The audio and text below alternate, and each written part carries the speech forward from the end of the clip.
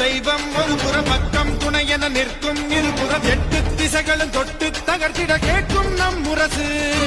கோழிக்கரங்களும் நீரை விட்டன, கொள்கை விதைகளும் வேரை விட்டன, நாளை தாய்க்குலம் நம்மை வாழ்த்திட பூக்கும் நல்லரசு.